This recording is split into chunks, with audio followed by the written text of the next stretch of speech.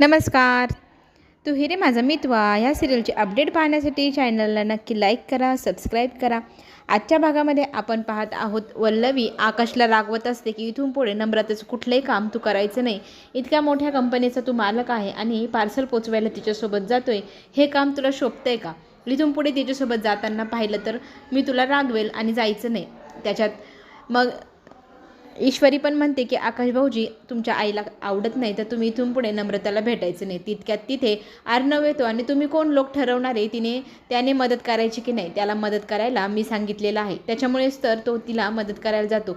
तुम्ही कोणीही त्याला मदत करायपासून थांबवायचं नाही, अशी सक्त ताकीदच अर्णवने वल्लवीला आणि ईश्वरीला दिलेली असते. वल्लवीचा संताप झालेला असतो, ती खोलीत निघून गेलेली असते आणि वल्लवी रागवली म्हटल्यानंतर तिचा संताप झालेला असल्यामुळे तिथे मामाही तिची समजूत काढायला निघालेले असतात. वल्लवी मात्र आता मनातली मनात प्लॅन करू लागली, काहीतरी करावंच लागेल. हे लोक कोण ठरवणार आहे माझ्या मुलाचं भविष्य? मी ठरवणार, त्याच्या आयुष्यात कोण असणार आणि कोण नसणार. तिथे मामा येतात, वल्लवीला समजवू लागतात की तू का त्याला सतत हे करू नको ते करू नको म्हणत असते, करू दे ना त्याला अर्णवने सांगितलेलं आहे. तर वल्लवी म्हणते तो कोण ठरवणारा? इथून पुढे माझा मुलगा काय करणार नाही काय नाही, माझ्या मुलाने मी सांगितलेलंच काम करायचं, त्या मुलीला भेटायचं नाही तर नाहीच, तिच्यापासून दूर राहायचं, असा माझा ठाम निर्णय आहे. वल्लवी इथे तिची बाजू स्पष्टच सांगते. अर्णवच्या खोलीमध्ये ईश्वरी जाते. अर्णव बसलेला असतो तर तिचं म्हणणं असतं की माझ्या आईला किंवा माझ्या बहिणीला तुम्ही कुठल्याही प्रकारची मदत करू नये. आता ते जेव्हापासून जे सत्य समजले तेव्हापासून तरी पण अर्णव म्हणतो असतो तू कोण ठरवणार आहे मी त्यांना मदत करायची की नाही?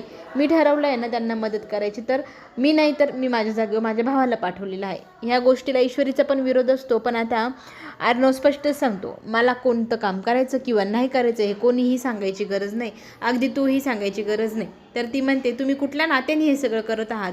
तर तो म्हणतो मला ह्या सगळ्या शब्दांमध्ये अजिबात अडकवू नको, नातं वगैरे हे काही विचारू नको. माझा निर्णय ठाम आहे, मी आकाशला मदत करायला तिथे नम्रताला सांगितलेली आहे आणि तू इथे आहे म्हटल्यानंतर तुझी घरची कामे कोण करणार ते बघायला नको का? तुझा व्यवसाय आहे, क्लाउड किचन आहे, ते पण सांभाळायला हवं ना. तुमचं रोजगार त्याच्यावर आहे, तुमचं पोटपाणी त्याच्यावर भरतं. मी एवढाही दुष्ट नाही की मी त्यांना त्रास देईन. इकडे वल्लवीचा संताप झालेला असतो, तिने आता आकाशला खोलीमध्ये घेऊन बोलवलेलं आहे.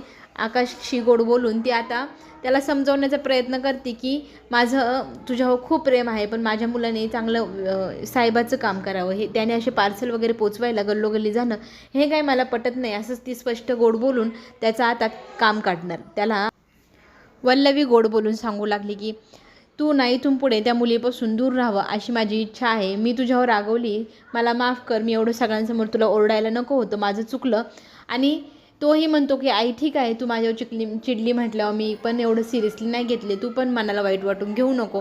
पण ती म्हणते खरं सांगू का, मला तुला खूप मोठं झालेलं पाहिजे, कंपनीचा मालक झालेलं पाहिजे, ही अशी छोटी मोठी कामं करायला भरपूर लोक आहे असं समजवून फक्त तिने त्याला आता जायला सांगितलेलं आहे. तर तोही आईला म्हणतो की मी तुझं सगळं ऐकेल, तू अजिबात टेन्शन घ्यायचं नाही. इकडे मात्र सगळे हॉलमध्ये आता जमलेले असतात. पतंग उडवण्याची कॉम्पिटिशन करायची की नाही ह्या विषयावरती चर्चा चालू असते. कॉलनीतले सगळे लोक कॉम्पिटिशन करते, पण मामांचं म्हणणं असतं की आपण एवढं मोठं कॉलनीत कॉम्पिटिशन करण्यापेक्षा आपल्या घरातलेच इतके मेंबर आहोत, आपल्यामध्येच कॉम्पिटिशन करूया पतंग उडवण्याची. मग आकाश पतंग तिथे घेऊन येतो, किती साऱ्या पतंग त्याने आणलेल्या सगळ्यांना तो दाखवू लागतो. आपण मस्त सगळेजण आता टेरेसवर जाऊ आणि पतंग वगैरे उडवू अशी चर्चा सुरू होती. हे सगळं बोलत असताना तिथे अर्णव म्हणू लागतो की सगळ्यांनी जायचं, पण ताई तू नको येऊ, तुला ऊन लागेल वगैरे. पण ताई म्हणते नाही मला बघायला यायचं आहे, मग फक्त तू बसून राहा, काही करायचं नाही. तितक्यात ईश्वरी येते तिथे आणि विचार करते काय तुमची चर्चा चालली आहे. तर सगळेजण म्हणते की आम्ही पतंग उडवणार, तू पण उडवणार की नाही? अर्णव तिथे लगेच म्हणतो की तू यायची गरज नाही. तर ती म्हणते नाही मला यायचंच आहे. तर अर्णवने नकार दिलेला असतो. तर ईश्वरी म्हणते मला सगळेजण घाबरताय, तुम्ही हाराल म्हणून मला येऊ देत नाहीत ना. मग सगळ्यांनी ईश्वरीला पण हट्ट केलेला असतो की तू पण चल पतंग उडवायला. वल्लवी म्हणत असते बघ तुझा नवरा सगळ्यांसमोर तुला येऊ नको म्हणतोय, त्याने तुझी जागा तुला दाखवून दिली. पण ईश्वरी म्हणते तुम्ही वर चला, तुम्हाला त्याची काळजी पण दिसेल, तुमच्यासमोर मी त्याला काळजी करताना दाखवते की नाही बघा. ईश्वरीच्या डोक्यात एक प्लॅन तयार आहे, अर्णवच्या सगळ्यांसमोर अर्णवकडनं प्रेम व्यक्त करून घ्यायचं. सगळेजण मग गच्चीवर गेलेले असतात, पतंग उडवायला सुरुवात झालेली असते. सगळेजण आपापल्या टीमला सपोर्ट करत असतात. ईश्वरीची टीम, आर्नवची टीम आणि मामांची एक टीम, अशा 3 टीम तिथे तयार असतात. आणि मामांची जी काही पतंगचा धागा आहे तो इथे आपल्या अंजलीने पकडलेला असतो. बघता बघता आकाशची पतंग मामाने काटलेली असते. मामा स्वतःची पतंग स्वतःच उडवत असतात. आकाशची पतंगचा धागा वल्लवीने पकडलेला असतो आणि आकाशचा पतंग काटल्यामुळे वल्लवीचा संताप होतो. माझ्या मुलाचा धागा कापला, माझी मुलाची पतंग कापली तुम्ही, आता बरं वाटतंय का तुम्हाला, असं सगळेजण तिथे हसी मजाक मस्त त्यांची ज्येष्ठ मस्करी चालू असते. छान प्रकारे पतंग उडवायचा कार्यक्रम चालू असतो. सगळेजण आनंदी असतात. पतंग उडवता उडवता मामा, आता 3 जण असतात, मामा विचार करतात की मी जर माझी पतंग काढली तर त्याच्यामध्ये आता कॉम्पिटिशनमध्ये उरणार कोण, तर फक्त आर्नव आणि ईश्वरी. मग मामा मुद्दामच स्वतःच्या पतंगचा धागा काटू लागतात आणि मामांची पतंग कटल्यावर सगळेजण म्हणतात अरे मामा तुमची पण पतंग कटली. तर मामा म्हणतो बघ ना माझी पण पतंग कटली यार, तुम्ही मलाही कॉम्पिटिशनमधनं आउट करून टाकला, आता तुम्ही 2घेच जण राहिले.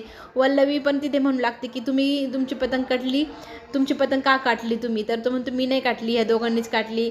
तर सगळेजण तिथे छान प्रकारे गप्पा मारत असतात. मामा म्हणतात बघ ना यार, मी छान टफ कॉम्पिटिशन दिली असते तुम्हाला दोघांना, पण माझी पतंग कटली आहे, पण आता तुम्ही तुमच्या दोघांमध्ये छान पतंग वगैरे उडवा. आर्नवला अंजली म्हणू लागते की तूच जिंकायला हवा आणि ईश्वरीला मामा म्हणू लागतात की नाही तूच जिंकायला हवी. बघता बघता त्यांची चांगलीच रंगत रंगलेली असते. पतंग बाजी दोघंही इतकी परफेक्ट करत असतात. मागे मागे मागे सरकत सरकत ईश्वरी जाऊ लागते, तिला जिंकायचं असतं. पतंग ती उडवत असते आणि मागे मागे सरकत सरकत ती एका काठाड्यावर जाऊन उभी राहते. मुद्दाम तिचा प्लॅन असतो की आर्नवने तिला पाहिलं की तो तिची काळजी करेल, तिला दाखवायचे. नम्रता तिला नकार देत असते की एवढ्या वर चढू नको नको नको, पण ती म्हणते नाही मला जिंकायचं, मी वर चढणारच. तिच्याकडे मागे वळून आर्नव पाहू लागतो. मुद्दाम ईश्वरी वरती चढलेली असते. पतंग उडवता उडवता तिचा तोल गेल्यासारखं तिला असं वाटू लागतं, पण ती पतंग उडवण्यास मुद्दाम मग्न आहे असंही दाखवू लागते आर्नवला. आणि आर्नव समोर ती मुद्दाम पतंग उडवते, मागे मागे मग सरकू लागते. आणि सरकता सरकता तिचा तोल आता टेरेसमधनं खाली जाणार.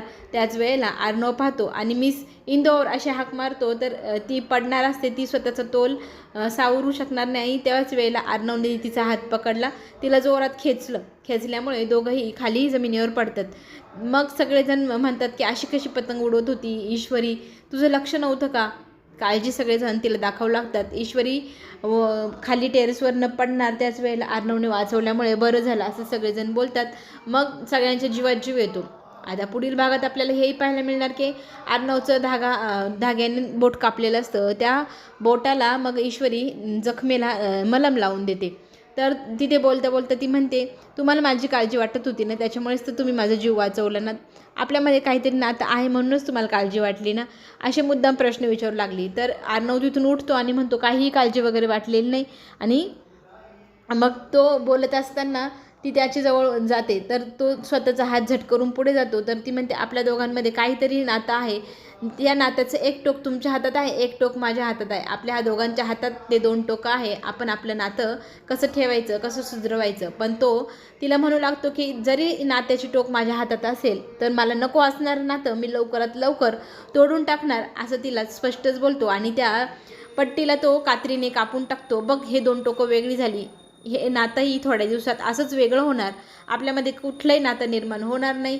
त्यामुळे तू कुठल्याही प्रकारचे स्वप्नही पाहू नको आणि भ्रमात अजिबात राहू नको की मी तुझ्या प्रेमात पडलोय, असं म्हणत ईश्वरीला आर्नव स्वतःपासून दूर करणार का, हे सगळं पाहण्यासाठी चॅनलला नक्की लाईक करा, सबस्क्राईब करायला विसरू नका. आपण पुन्हा भेटू पुढील भागामध्ये. धन्यवाद.